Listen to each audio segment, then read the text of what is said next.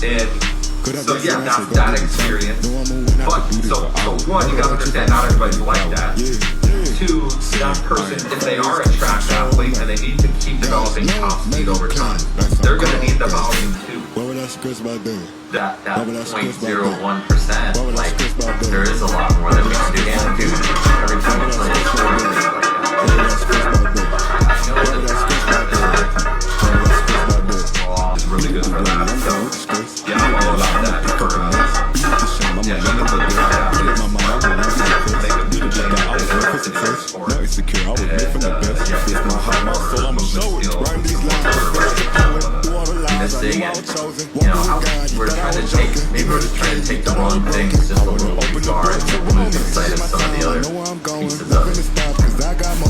Yeah, it's something I've been thinking about lately, the jump, because well, one,